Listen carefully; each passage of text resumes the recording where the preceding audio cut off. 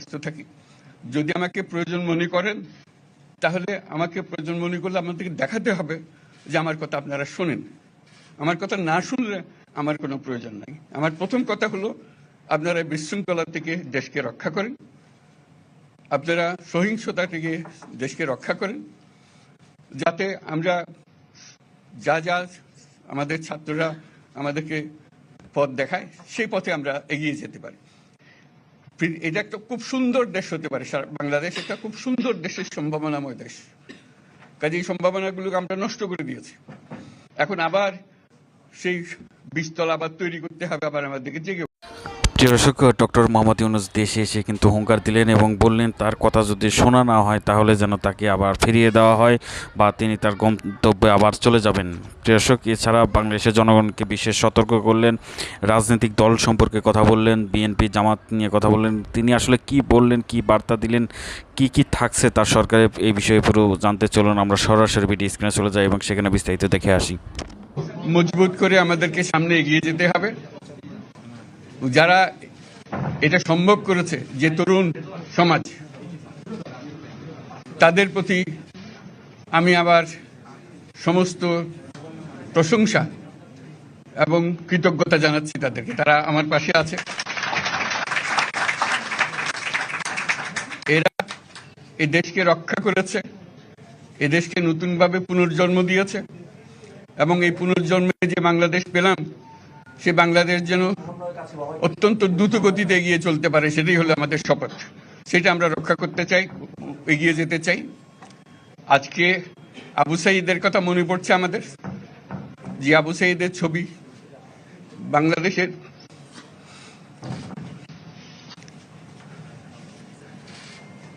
প্রতিটি মানুষের মনে গেছে। এটা কেউ বলতে পারবে না কি অবিশ্বাস্য একটা সাহসিক বিপদ। বন্দুকের সামনে দাঁড়িয়ে আছে এবং তারপরে থেকে কোন যুবক, কোন যুবতী আর হার মানতে নাই, সামনে এগিয়ে আছে এবং বলছি যত গুলি মারো, মারতে পারো, আমরা আছি। তো যার কারণে এটা সারা বাংলাদেশ জুড়ে এই আন্দোলন ছড়িয়ে গেছে এবং যার কারণে বাংলাদেশ এই দ্বিতীয়বার স্বাধীনতা অর্জন করলো। এই স্বাধীনতাটা আমাদেরকে রক্ষা করতেই হবে। শুধু রক্ষা করা না, এই স্বাধীনতার সুফল প্রতিটি মানুষের ঘরে পৌঁছাতে হবে। তা না হলে এই স্বাধীনতার কোনো দাম নাই। এই স্বাধীনতাটাকে পৌঁছানো হলে আমাদের শপথ, আমাদের যে প্রতিজ্ঞা, যে আমাদেরকে এটা করতে হবে, ঘরে ঘরে পৌঁছাতে হবে। মানুষ যেন জানে যে বাংলাদেশ স্বাধীন হওয়ার অর্থ হলো তার নিজের পরিবর্তন, ব্যক্তির পরিবর্তন, সুযোগের পরিবর্তন, তার ছেলে মেয়ের ভবিষ্যতের পরিবর্তন। এটা যেন প্রত্যেকে বুঝে নেয় এবং আজকের তরুণ সমাজকে বোঝানো যে এই দেশ এটা তোমাদের হাতে, তোমরা এটাকে তোমাদের মনের মতো করে গড়ে তুলবে। তোমরা যেভাবে স্বাধীন করতে পেরেছো, তোমরা এটাকে তোমাদের মনের মতো করে গড়তেও পারবে এবং তোমাদের দেখে সারা দুনিয়া শিখবে কিভাবে একটা দেশ, একটা তরুণ সমাজ গ্রহণ করতে পারে এবং তাকে পাল্টে ফেলতে পারে। তাদেরকে আমি বারে বারে এমনি উপদেশ দিই যে পুরনোদের বাদ দাও, তাদের এই পুরনো চিন্তা দিয়ে এটার মুক্তি আমাদের হবে না। করি সারা দুনিয়ার মধ্যে এটা হবে না। এটা শুধু বাংলাদেশের কথা না, সারা দুনিয়াকে জুড়ে কথা বলছি। তোমাদের মধ্যে যে শক্তি আছে, যে ক্রিয়েটিভিটি আছে, সৃজনশীলতা আছে, সেই সৃজনশীলতাকেও কাজে লাগাতে হবে। এটা শুধু বই খাতাটা লেখার জিনিস না, এটাকে প্রকাশ করার জিনিস, স্থাপন করার জিনিস, সেটা করা। এটা আমরা এই আজকে আমাদের পুরো কাজটা হলো, দায়িত্বটা হলো তারা যেটা অর্জন করে নিয়ে এসছে, এখন তাদেরকে দিয়ে এটাকে করিয়ে দেওয়া, আমাদের সমস্ত কাঠামোগুলো পরিষ্কার করে দেওয়া। সরকার বলে একটা জিনিস আছে, কিন্তু মানুষের কোনো আস্থা নেই। মানুষ মনে করে সরকার একটা দমন পীড়নের একটা যন্ত্র, যেখানে পায়, যেখানে সুযোগ পায় তারা একটা কষ্ট দেওয়া, তার থেকে নিংড়ে দেওয়া, যে সকল স্তরে। এটা হলো তার থেকে কেমন ভাবে সামাল দিতে হবে তাকে, এটা ভয়ের একটা জিনিস, তাকে সামাল দিয়ে চলা। এটা হলো সরকার। এটা সরকার হতে পারে না। সরকারকে দেখে মানুষের বুক ফুলে উঠবে যে আমাকে সাহায্য করবে, আমাকে রক্ষা করবে, আমার সরকার আমার জন্য দাঁড়াবে। সরকার তার জন্য দাঁড়ায় না কোনো সময়। যে সরকার হবে সেই সরকার মানুষকে রক্ষা করবে, মানুষের আস্থাভাজন হবে। কেউ জোর করে তাকে বলার ভালো আছে এটা না। সে নিজে নিজে বিশ্বাস করবে, সরকারি লোক দেখলে বলবে যে আমার লোক, আমাকে রক্ষা করার লোক। সেই আস্থাটা আমাদেরকে ফিরিয়ে আনতে হবে মানুষের মনে, তাহলে মানুষও যোগ দেবে এটাতে। মানুষ এখন পিছিয়ে থাকে যে কিসের মধ্যে আমাদেরকে ঢুকিয়ে দিচ্ছে।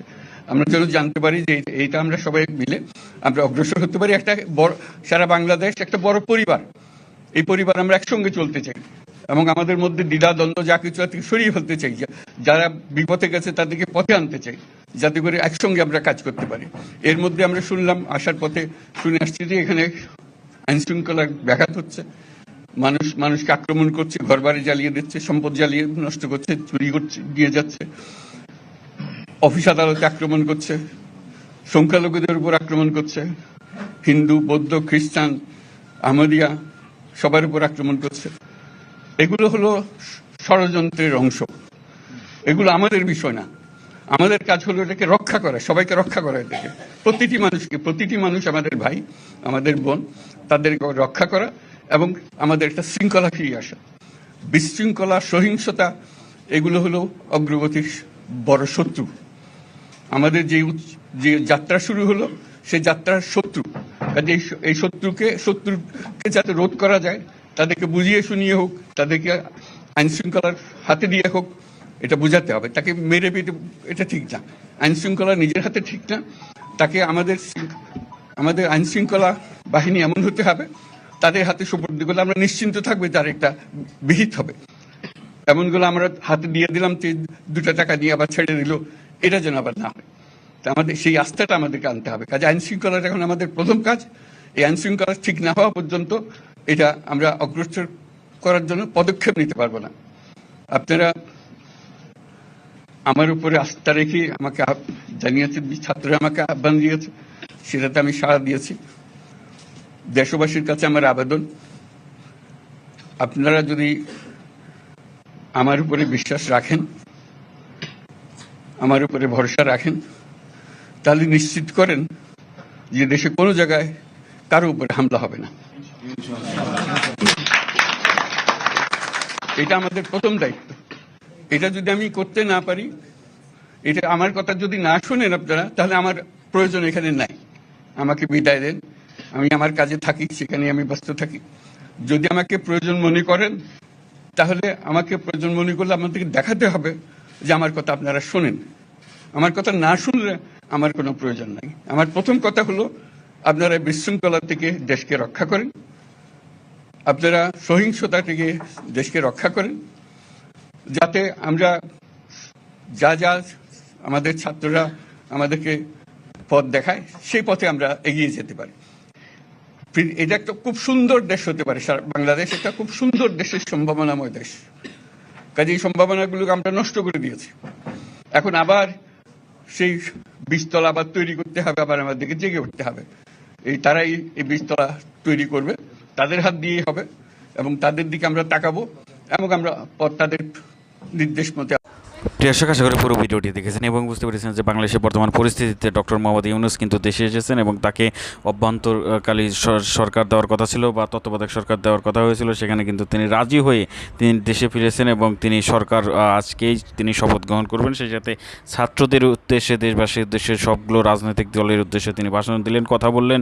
এ বিষয়ে বিস্তারিত জানলেন আপনারা। আপনাদের মূল্যবান মতামত কমেন্টে জানাবেন। আসসালামু আলাইকুম।